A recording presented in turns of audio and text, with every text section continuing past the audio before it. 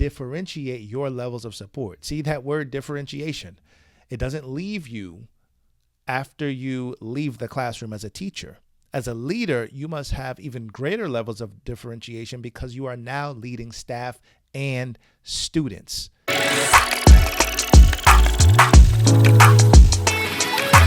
What's going on, aspiring school leader? I am Dr. Donovan Smalls II, and welcome to Beyond the Classroom. I help aspiring school leaders land their first leadership role, navigate complex dynamics, enhance communication skills, and drive instructional excellence. I know you're enjoying this episode, but I wanted to let you know about my latest book, Beyond the Classroom, helping aspiring school leaders navigate interpersonal and organizational complexities for greater instructional impact. Now, this book is going to help you navigate the learning curve as you transition from being a classroom teacher to a school leader, manage your busy schedule and reclaim your time to effectively be an instructional leader, take a holistic approach towards school leadership, and increase your instructional impact by fostering a school culture of feedback and coaching. So if you are an aspiring school leader looking to be an effective practitioner, head over to my website and grab your copy today. Today's topic is the key to impactful school leadership. Now, as an aspiring school leader, and then eventually when you make that transition to being a school leader and you land your first leadership role, you are going to be tasked with figuring out how you can make an impact. And I think that, and from my experience, there is a fine line between holding people accountable, but also giving them adequate levels of support. And I was in a restorative justice training recently, and we were talking about restorative circles, and you have to have something established, a foundation established first in order to have something to restore. Let's say if something needs to be addressed. However, the facilitator, they were doing a phenomenal job of facilitating the session, and they brought up this concept of a relationship matrix. And I thought it was really interesting, and this work comes from Catherine Evans and Dorothy Vandering in their book, The Little Book of Restorative Justice in Education. And so this particular topic was sparked from just me sitting in this training, and I'm thinking about, how the facilitators are relating the relationship matrix to leading a restorative circle. And I immediately started to think about, well, this topic actually does, and this matrix and this concept actually relates to school leadership as well.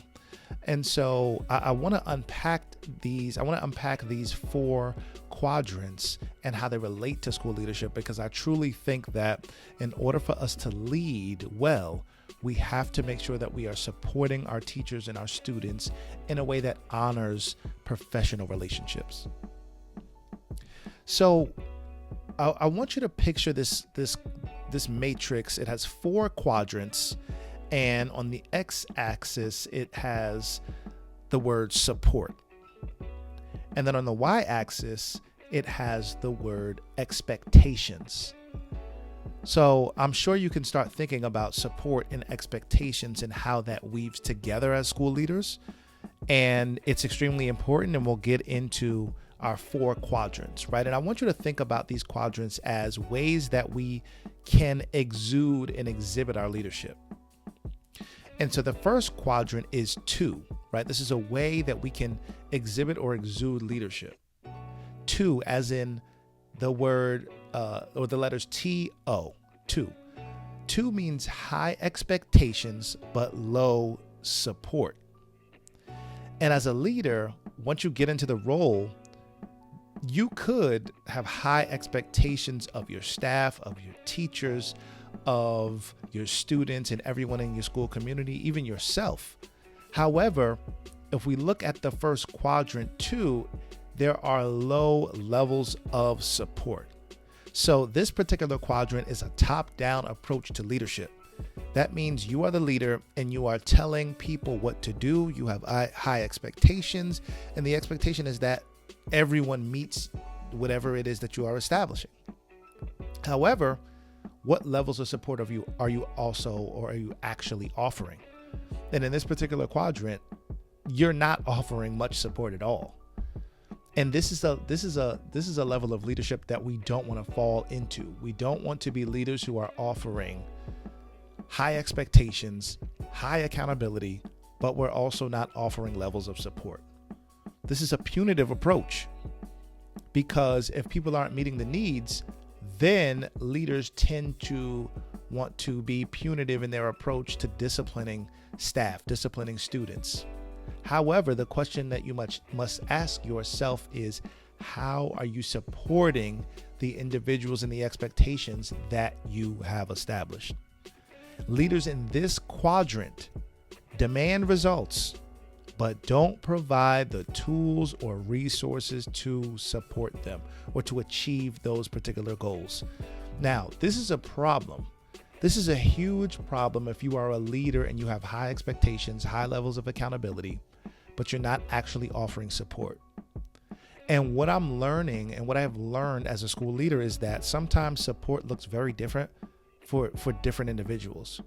A teacher who is a first-year teacher might need a different level of support compared to the 15-year veteran teacher. Both of them need levels of support, but they look very different. And you have to have enough discernment to be able to either have conversations with the individuals to see what levels of support that they need, or you need to be able to anticipate and differentiate your levels of support. See that word differentiation? It doesn't leave you after you leave the classroom as a teacher. As a leader, you must have even greater levels of differentiation, because you are now leading staff and students. And what I'm learning is that levels of support looks very different. So support might not necessarily mean that you're holding people's hands and walking them through a particular initiative.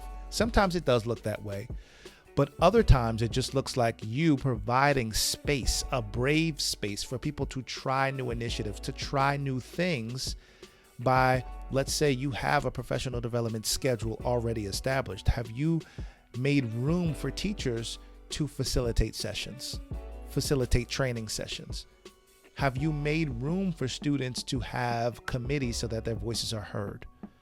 That is a level of support that you can offer that does not necessarily mean that you have to be walking by or with someone step by step. So that's our first quadrant. As a leader, in the 2 quadrant, TO, you would be providing high expectations but low levels of support. I know you're enjoying this episode, but I wanted to let you know about my latest book, Beyond the Classroom, helping aspiring school leaders navigate interpersonal and organizational complexities for greater instructional impact. Now, this book is going to help you navigate the learning curve as you transition from being a classroom teacher to a school leader, manage your busy schedule and reclaim your time to effectively be an instructional leader, take a holistic approach towards school leadership, and increase your instructional impact by fostering a school culture of feedback and coaching. So if you are an aspiring school leader looking to be an effective practitioner, head over to my website and grab your copy today. Our second quadrant is 4, right? So you could be leading and doing things for people, FOR. In this particular quadrant, you have low expectations and high support. Now, I know that you've all heard of productive struggle, right? Because productive struggle allows people to use their skills. You're building up a level of resilience that you're going to need to solve problems, right? And so if that's the type of space sometimes that we need to be providing to students and teachers, it's a level of support that allows people to see that you are there for them, but you're also allowing them to have productive struggle. However, in the 4 quadrant, you have low expectations, which means that you are constantly stepping in to solve problems for other people. That's what you don't want, Because when you are constantly stepping in to solve problems for other people, yes, it demonstrates low expectations, but it also demonstrates low levels of trust.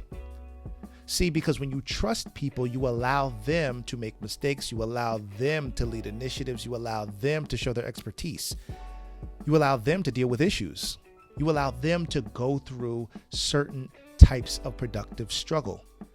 But if you don't allow that, if you are somebody that has low expectations of other people, that means that you are constantly trying to step in and solve problems for others.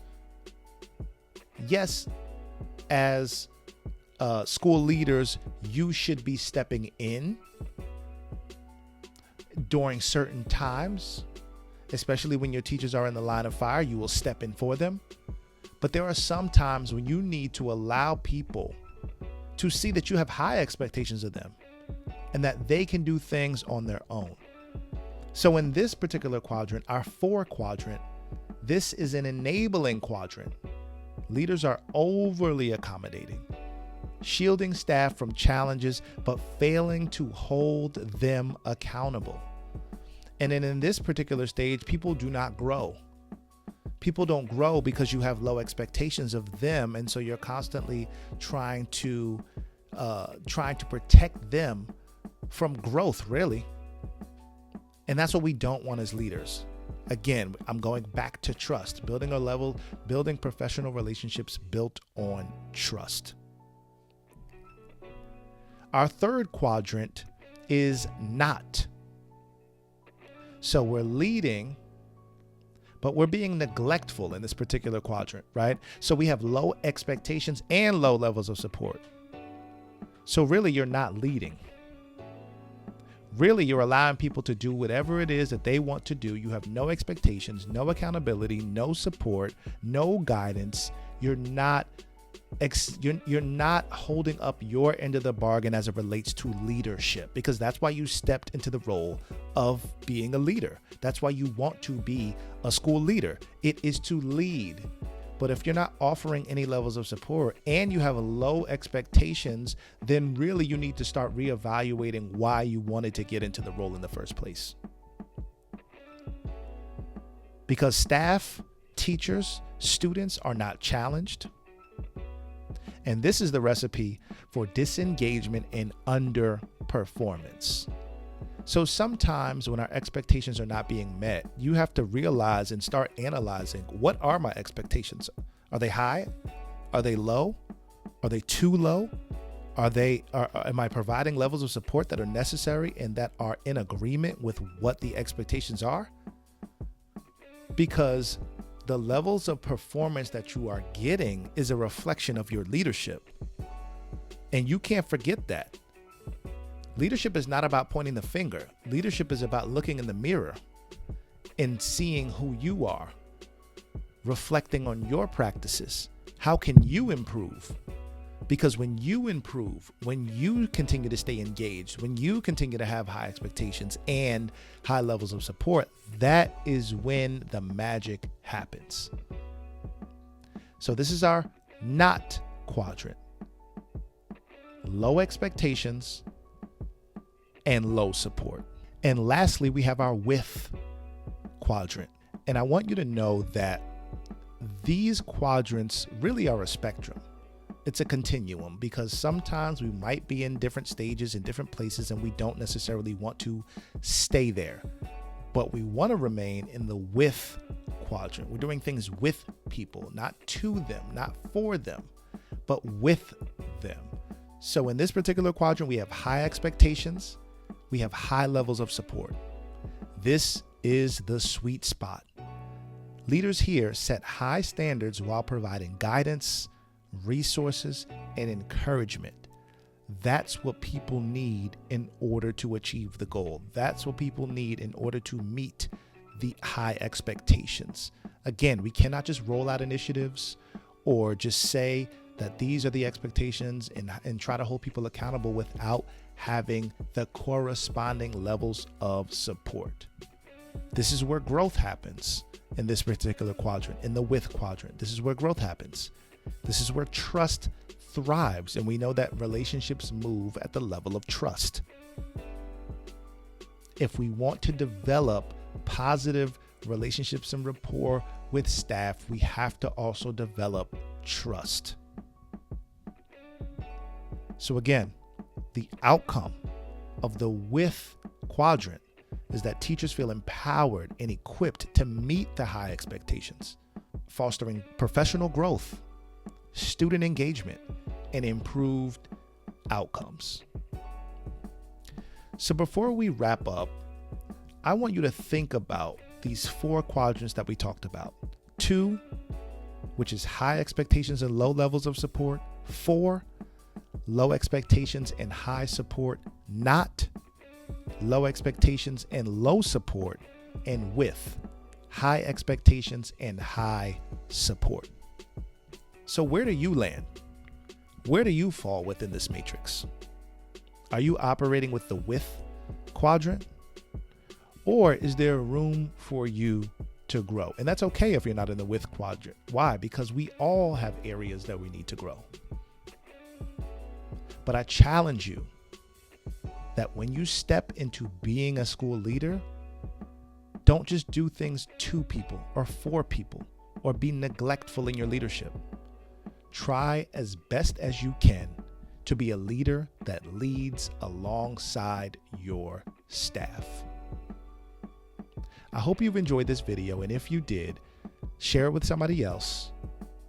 As always, I hope you have a great week of teaching, leading, and learning. Take care.